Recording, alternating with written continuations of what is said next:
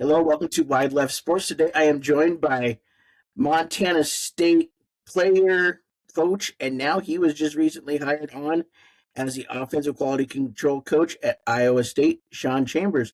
Sean, how are you doing today? I'm doing well. Can't complain. Fresh off of a national championship victory, so yeah, you doing well. Doing well. Awesome, awesome. So, what is it about football that has kept you loving it? Past your playing days, now you're coaching. What is it about football that has just kept you going? Oh wow, what a question! You're starting off pretty hot here, pretty fast. Um, Football has just kind of been, I guess, my identity in my life. I started loving it at an early age. The crowd, the atmospheres of football, the scoring, the touchdowns. Everything about it, the camaraderie with your teammates in the locker room, everything about it. And as I got older, uh, just trying my best, to compete and get better, and realizing that, like, I think it was my sophomore year, realizing that I can take my talents to the next level and, try to expand this thing. Um, and then once I got done playing in college, I got a mini camp with the Panthers. That wasn't going anywhere. I wasn't signed, and I had a realization that football might be out of my life forever, and that realization like scared the death out of me. I mean, scared me to death. I mean, it really did. Like I needed to be around football because I love football so much, and I still do.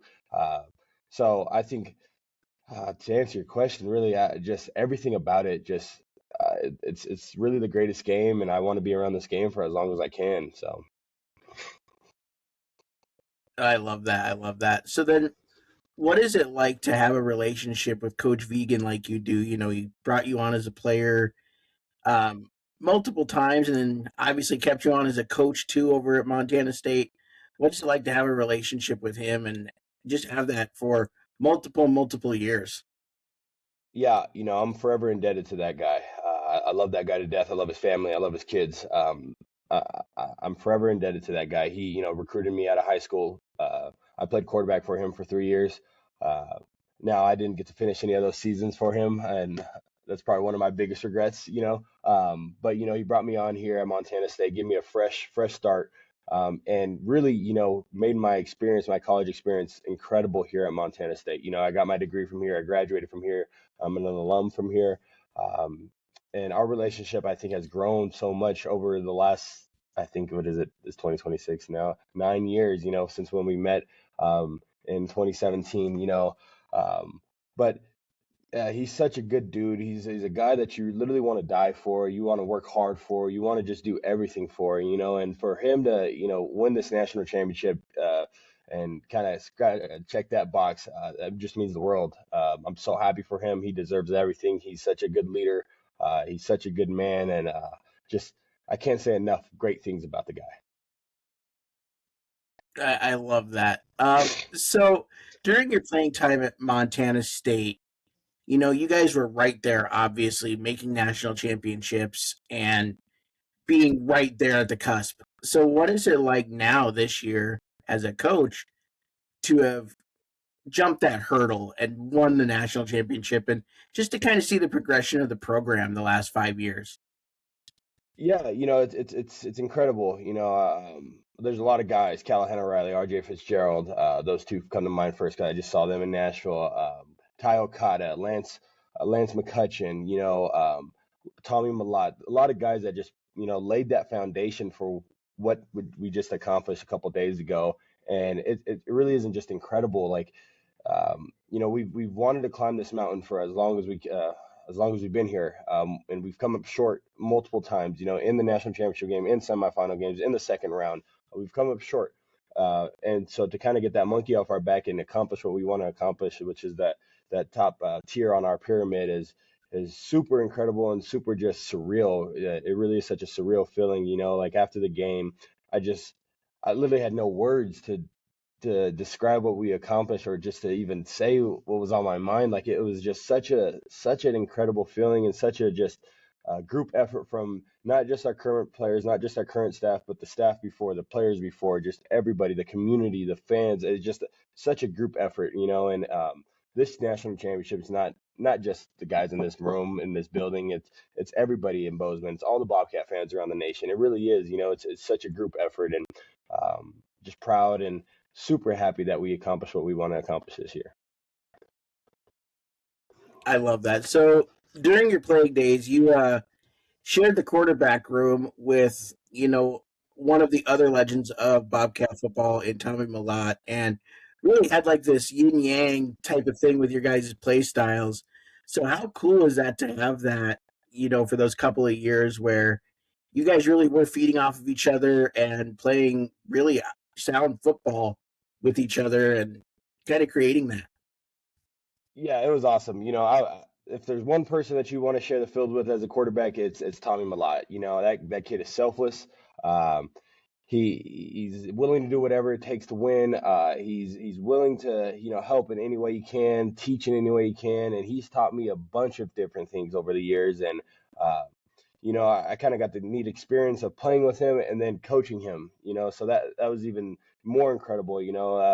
Like when I brought on the staff last year, I got to work with the quarterbacks and just seeing how he takes coaching from me. I was a former player with him. I played with him and shared a locker room with him, and seeing how he took coaching from me was just like one of the coolest things ever because he wasn't the guy that was like, oh no, I know better. I know more than you. He was just listening and he was soaking in everything that I had to offer, and I probably didn't have to offer much to that guy, but for the fact that the little stuff that I did have to offer, he took in and he listened, and it was just so incredible. And that guy is really one of the more special humans in all the world. He really is. One of the best teammates I've ever had. One of the best quarterbacks I shared a room with. He really is just a special dude, and I'm so grateful and humbled to just play with him. Play alongside of him, and like how you said the yin yang. We did have different kind of playing styles, but it worked out. We complemented each other very well out there, and we were both willing to do what it takes to win. And I think that's the coolest part. I love that. So let's talk about this year's team a little bit. You guys got some kind of bumps in the beginning of the year, playing Oregon and South Dakota State back to back, which I still don't understand. But that's scheduling, and I know that happens from year to year. But then you guys roll an incredible run, obviously all the way to the national championship, where you don't lose since that South Dakota State game. What was so special about this group that got it done and had that incredible run where they didn't lose in September? Yeah, like you said, it was very special, but I think those two first games created some cuts, and those cuts calloused really strong, and they healed really strong, and like you said, we won 14 straight games. Um, After the South Dakota State game, we didn't really have like a come to Jesus moment by any means, but guys were like, you know what, we belong on this stage. We got a good football team, and every week we challenged those guys to get better and better, and every week they did. I got to work with the receivers this year, and to just see their growth all throughout the year was just unbelievable. Taco Dalla obviously is an incredible player, had a great season, but guys like Jabez Woods, Chris Long, Ryan King, Dane Still, like those guys just grew all throughout the year and got so much better. And the best part is of those guys is that they're young and they still have a whole other ceiling to tap into. And I'm excited to see those guys' growth next year, the year after. It's going to be incredible for them. And this team is one of the more special teams that I've been around just for the fact that they are so eager to get better, and it starts with the quarterback position, right? Justin, every day at practice, brings that intensity, brings his focus, brings everything that he needs to get better. And he did every day at practice, whether it was a walkthrough, whether it was a position meeting, it didn't matter, for guys like that. Those guys challenged themselves to get better, and they did. I love that. Talking about the wide receiver room, obviously you have Taco, who is just otherworldly, especially for our level. And but you talk about some of those other guys like Dane Steele and Jabez Woods. How have you seen them get better? You mentioned that they got better. How have you seen them get better throughout the year to where they're going to be able to take on even more of the workload for next year? Yeah, I think that they follow suit in the older guys in the room. Like, Chris Long is a veteran, Ryan King's a veteran, and those guys, the way that they prepare, the way that they handle their business, I think the young guys see that, and they want to be that, and they want to be better than that, right? And that's not a bad thing to have, right? That's healthy competition, and like next year, their workload's going to increase, and there's no doubt in my mind that they can't handle that. They're gonna succeed with flying colors next year. They're gonna get better. Coach Mix has done an absolute incredible job with those guys, just teaching and being patient and just letting them be themselves out there. And uh, yeah, I'm super excited for those guys. Those guys are they're great football players, one, but they're even better dudes too. They really are. They make it fun to show up to work and just be around them. I love that. So let's talk about the national championship for a bit because it moved locations this year. It was in Nashville. It's usually in Frisco, but it was in Nashville this year.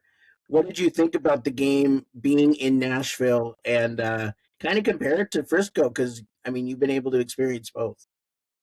Yeah, I would take Nashville 10 times out of 10. Minus the hotel. The hotel is a little crazy. The Opryland is a different beast out there. It's massive. You can get lost very easily, but there's a lot of space out there for us, and we kind of had tons of room to just handle our business and do whatever we needed to do. But yeah, Nashville was an incredible venue there at First Bank Stadium on Vanderbilt's campus. The fans showed up, showed out. The Illinois State only had that small little section right behind their bench, and we had the other sides, and we had all our sideline covered. So Nashville was truly an incredible venue. The travel wasn't bad. It was just a nice change of pace for sure. Frisco's not bad either. I didn't mind Frisco, but seeing what Nashville had to offer and seeing that we won in Nashville, I would take Nashville 10 times out of 10. So. I mean, that makes perfect sense. Go where you win, right? Exactly. You got to do that. Exactly. So, talk to me a little bit about the support, obviously, of the fans that were there, but then I'm sure you've seen all the fans, across the state and across the country that were supporting you guys. What does it mean to the program to have such strong support to where, I mean, all of your games are sold out in Bozeman? The tickets for the national championship were sold out. What does it mean to have all that support from Bobcat fans? It means the world. It really does. We were on the bus driving back through town yesterday and driving back through downtown, and seeing all everybody come out of their businesses and wave and have like a mini parade for us is just incredible. And I was talking to another coach, and I was saying that uh, there's no other place like this. No other place would do stuff like this. Like this place is truly special, and Bobcat fans like they pour their time, their resources, their energy into us, and for us to accomplish something so great for them and make it worth their while for them is just I, I can't even put it into words. Like it's such a special place. Bobcat fans are such special people, and they're valued. They really are. Like there's sometimes where we don't really show that we are appreciative of them, but trust me, like in our hearts, in everybody's hearts here in this room and in this building, we are all so appreciative of them and so thankful that they rally behind us each and every week, make it hard for other teams to come in to Bobcat Stadium and play. And it's just it takes me for a loss of words, just because this place is there's not many other places like this, community wise, fans wise, just people wise. There really isn't. I've been to Wyoming, and I've seen that, and Wyoming fans are great, but Bobcat fans seem to just take it to another level, and it really is just super incredible. That, yeah, I mean, I remember going to that semifinal game last year, and it was again a packed house like it always is, but you could just feel the energy in that stadium, and it's unmatched. And it doesn't matter what game. I've been to early games against teams that the Bobcats are beating by 50, and the energy is still great. I love the support you guys get, and it's because of you guys and how much you show us love too. I mean, I know you say that you don't all the time, but you do, and so we appreciate it as well as fans. Oh, man, no problem, no problem. The things that you guys do for us, showing up week in and week out, is just it really is incredible, and we are so appreciative of that. For sure, for sure. So now let's talk about your new endeavor. You just got hired on at Iowa State to be a quality control coach of their offense. So how did that kind of come about? And you're also going. Jimmy Rogers is there from South Dakota State. So you have an FCS tie there as well. So what what kind of came about with that? Yeah, Coach Roll just recently became the offense coordinator there, and he worked for Coach Viggs at NDSU, played at NDSU, and so there was that connection there.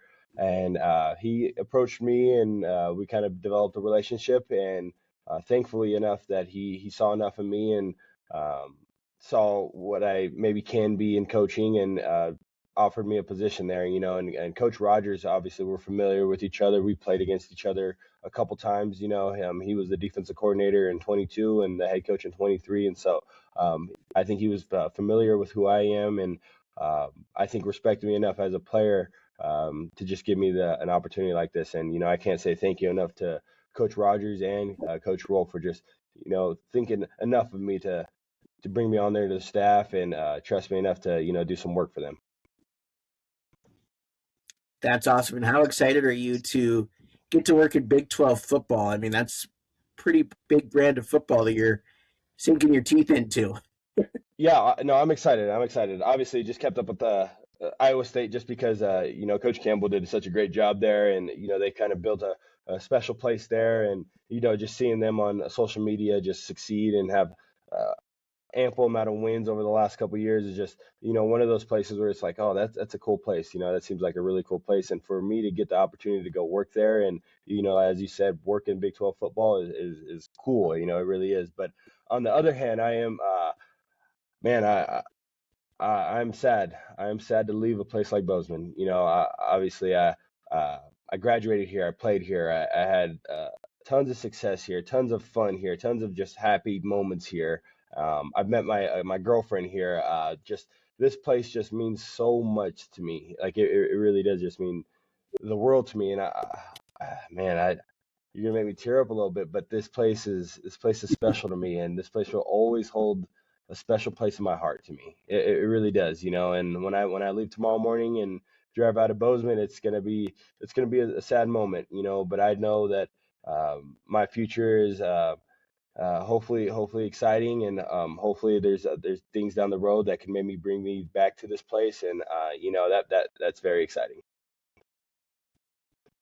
I would love to have you back. That is for sure. And I always ask that question too. Coaches that move on, I'm like, is there ever a shot you want to come back to Bozeman? And 9 times out of 10, they say, if there's an opportunity, I'm back. Yeah, yeah, definitely. If there's an opportunity, I'm back here.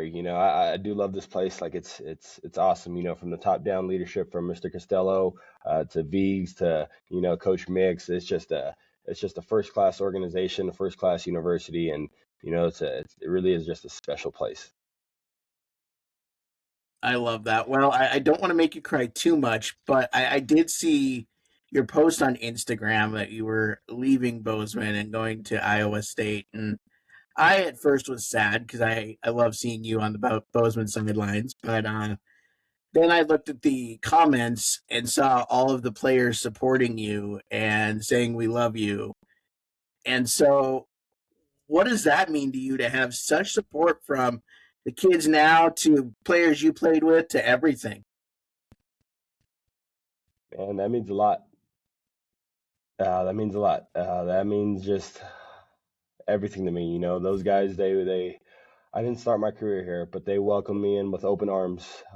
They accepted me as one of their own, as a Bobcat, and to see those comments, to just it means a lot. It means the world to me. It means the world to me. Like it means a lot. I love that. So let's take a step back from the emotion for a second. Growing up in California and seeing where you're at now, would you have imagined being where you're at and just being a big time Big 12 coach, having these opportunities? Would you have seen that growing up in California?